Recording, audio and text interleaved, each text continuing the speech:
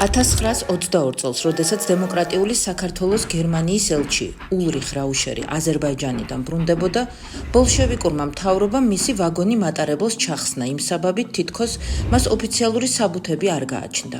პრობლემები შეუქმნეს მის ცოლსაც, რომელიც საქართველოდან წასვლისას საზღვარზე არ გაატარეს. ამოუყარეს ბარგი და მხოლოდ 3 თვის შემდეგ მისცეს საქართველოს დატოვების უფლება. ეს ხდებოდა 103 წლის წინ, საქართველოს ოკუპაციიდან 1 წელიწადში, როდესაც ახლად მოსულმა ბოლშევიკებმა ღიად დაიწყეს ნადირობა ევროპულ დიპლომატიურ წარმომადგენლობებზე.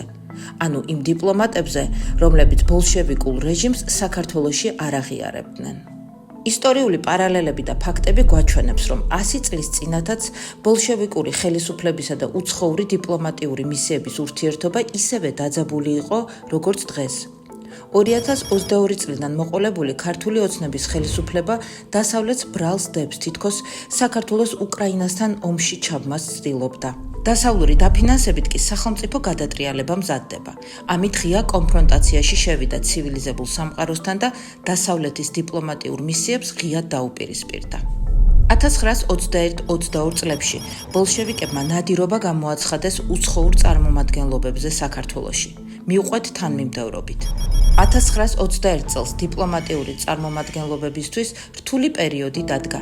მისიების დიდმა ნაწილმა ჟორდანიას ხელისუფლებასთან ერთად დატოვა საქართველო, ხოლო დარჩენილებსა და მოგვიანებით დაბრუნებულებს თავიანთი ქვეყნების ეკონომიკური ინტერესებიდან გამომდინარე თანამშრომლობა უხდებოდათ საქართველოს ბოლშევიკულ რეჟიმთან, რომლებიც 1922 წლის დეკემბრამდე საბჭოთა კავშირის ოფიციალურად შექმნამდე სუვერენული ქვეყნების ხელისუფლებად მიიჩნეოდა.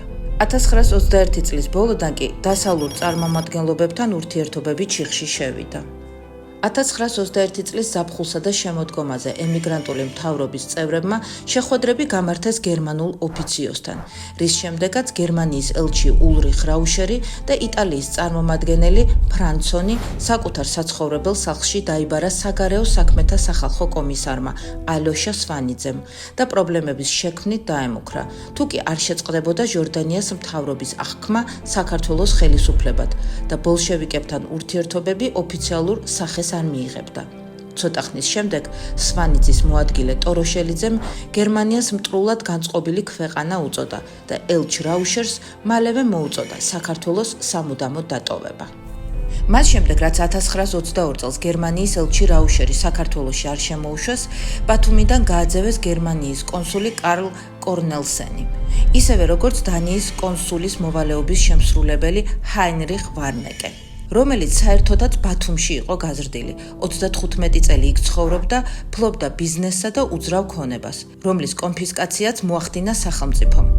საქართველოს დატოვება მოუხდათ ჰოლანდიის, ბელგიის, ფინეთის, შვედეთის, ნორვეგიის წარმომადგენლებს.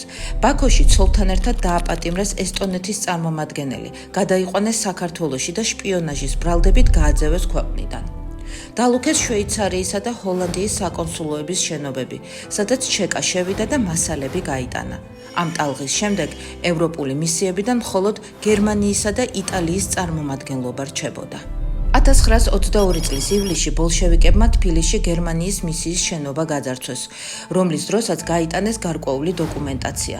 ძარცვა ორგანიზებული იყო ჩეკას მიერ, ხოლო უშუალოდ განახორციელა გერმანიის მისიის ყოფილმა თანამშრომელმა, რომელიც მოსკოვში სხვა დანაშაულების გამო რამდენიმე თვით ადრე დააპატიმრეს და გადაიბირეს.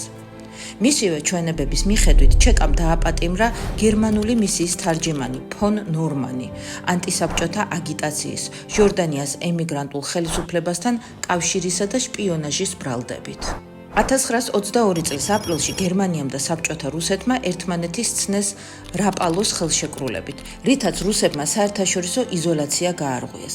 1922 წლის 5 ნოემბერს გერმანიამ ოფიციალურად განავრცო ეგრეთ წოდებული რაპალოს ხელშეკრულება რუსეთის სატელიტურ ქვეყნებზე, მათ შორის თბილისის ბოლშევიკულ რეჟიმზე, რითაც ემიგრანტული მთავრობის მუშაობას ბერლინში იურიდიული საფუძველი გამოეცალა. მალე შეიქმნა საბჭოთა კავშირიც, გერმანიის წარმომადგენლობა საქართველოში კი თბილისის გენერალურ საკონსულოდ გადაკეთდა, რომელმაც 30-იანი წლების ბოლომდე იარსება. 1922 წელს ბოლშევიკები ბრალს დებდნენ გერმანიის წარმომადგენლობას თბილისში, რომ ჟორდანიას ემიგრანტული მთავრობა მათი დახმარებით აპირებდა სახელმწიფო გადატრიალების მოწყობას. 2024 წლიდან ქართული ოცნების ხელისუფლებამ დასავლურ ქვეყნებს ჯერ გლობალური ომის პარტია უწოდა, მოგვიანებით Deep State-ი შეარქვა, ანუ ძალა, რომელიც ამერიკის შეერთებულ შტატებსა და ევროკავშირს მართავს და საქართველოში რევოლუციის მოწყობასა და ომში ჩათრევას ცდილობს. 1922 წელს ბოლშევიკებმა თავისი გაიტანეს. საქართველოდან გააძევეს დასავლეთი და ქვეყანაში 70 წლიანი საბჭოთა რეჟიმი დადგა.